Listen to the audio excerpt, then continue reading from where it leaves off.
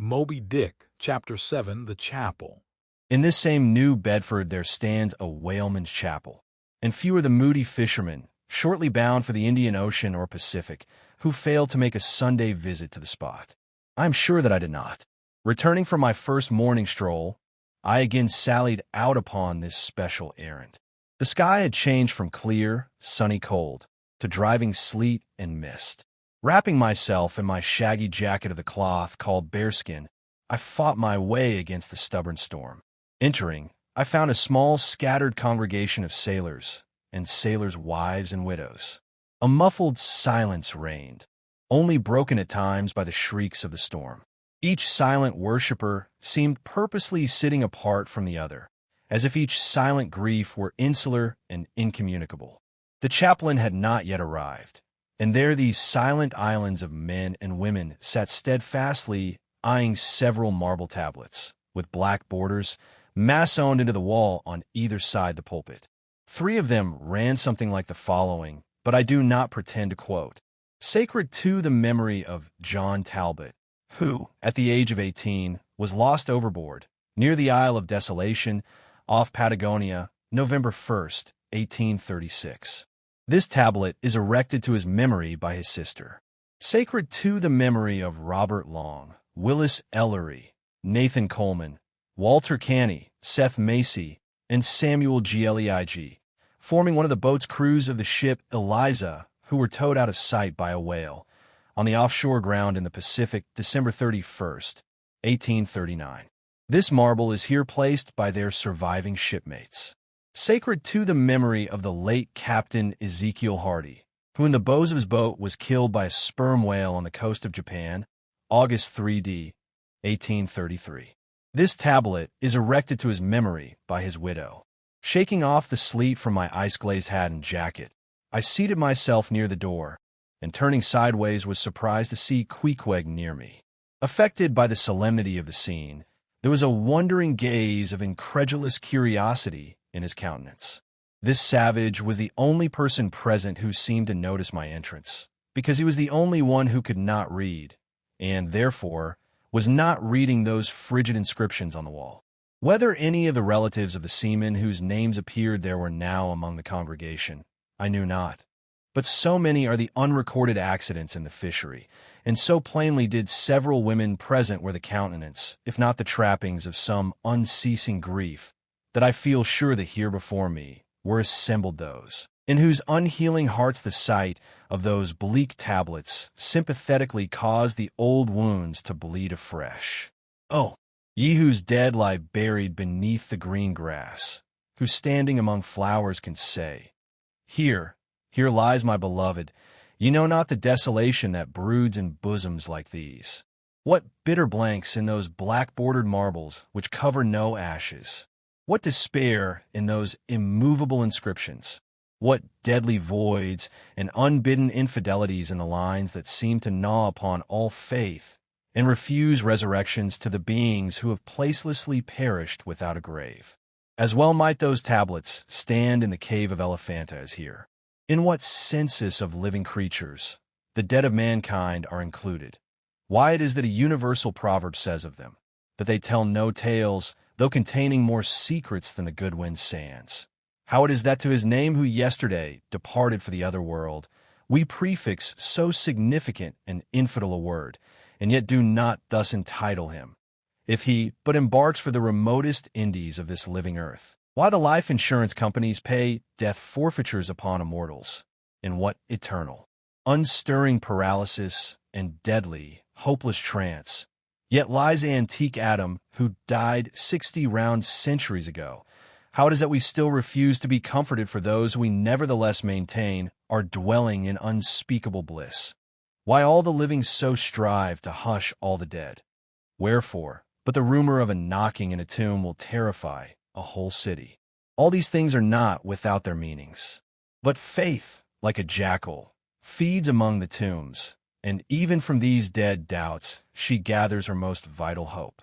It needs scarcely to be told with what feelings on the eve of a Nantucket voyage I regarded those marble tablets, and by the murky light of that darkened, doleful day read the fate of the whalemen who had gone before me. Yes, Ishmael, the same fate may be thine. But somehow I grew merry again. Delightful inducements to embark, fine chance for promotion. It seems a stove boat will make me an immortal by brevet. Yes, there is death in this business of whaling. A speechlessly quick, chaotic bundling of a man into eternity. But what then? Methinks we have hugely mistaken this matter of life and death. Methinks that what they call my shadow here on earth is my true substance. Methinks that in looking at things spiritual, we are too much like oysters observing the sun through the water and thinking that thick water the thinnest of air. Methinks my body is but the lees of my better being. In fact, take my body who will, take it I say, it is not me. And therefore 3 cheers for Nantucket, and come a stove boat and stove body when they will, for stave my soul, Jove himself cannot. Moby Dick, Chapter 8, The Pulpit. I had not been seated very long ere a man of a certain venerable robustness entered. Immediately, as the storm-pelted door flew back upon admitting him, a quick, regardful eyeing of him by all the congregation sufficiently attested that this fine old man was the chaplain. Yes, it was the famous Father Mapple, so called by the whalemen, among whom he was a very great favorite. He had been a sailor and a harpooner in his youth, but for many years past had dedicated his life to the ministry. At the time I now write of, Father Mapple was in the hardy winter of a healthy old age, that sort of old age which seems merging into a second flowering youth. For among all the fissures of his wrinkles, there shone certain mild gleams of a newly developing bloom, the spring verdure peeping forth even beneath February snow. No one having previously heard his history could for the first time behold Father Mapple without the utmost interest, because there were certain engrafted clerical peculiarities about him, imputable to that adventurous maritime life he had led. When he entered, I observed that he carried no umbrella, and certainly had not come in his carriage, for his tarpaulin hat ran down with melting sleet, and his great pilot cloth jacket seemed almost to drag him to the floor with the weight of the water it had absorbed. However, hat and coat and overshoes were one by one removed, and hung up in a little space in an adjacent corner. When, arrayed in a decent suit, he quietly approached the pulpit. Like most old-fashioned pulpits, it was a very lofty one, and since irregular stairs to such a height would, by its long angle with the floor, seriously contract the already small area of the chapel, the architect, it seemed, had acted upon the hint of Father Mapple, and finished the pulpit without a stairs, substituting a perpendicular side ladder, like those used in mounting a ship from a boat at sea. The wife of a whaling captain had provided the chapel with a handsome pair of red worsted man-ropes for this ladder, which, being itself nicely headed and stained with a mahogany color, the whole contrivance, considering what manner of chapel it was, seemed by no means in bad taste. Halting for an instant at the foot of the ladder, and with both hands grasping the ornamental knobs of the man-ropes, Father Mapple cast a look upwards, and then with a truly sailor-like but still reverential dexterity, hand over hand, mounted the steps as if ascending the maintop of his vessel. The perpendicular parts of this side ladder, as is usually the case with swinging ones, were of cloth-covered rope, only the rounds were of wood, so that at every step there was a joint. At my first glimpse of the pulpit, it had not escaped me that however convenient for a ship, these joints in the present instance seemed unnecessary. For I was not prepared to see Father Mapple, after gaining the height, slowly turn round, and stooping over the pulpit, deliberately drag up the ladder step by step, till the whole was deposited within, leaving him impregnable in his little Quebec. I pondered some time without fully comprehending the reason for this. Father Mapple enjoyed such a wide reputation for sincerity and sanctity that I could not suspect him of courting notoriety by any mere tricks of the stage.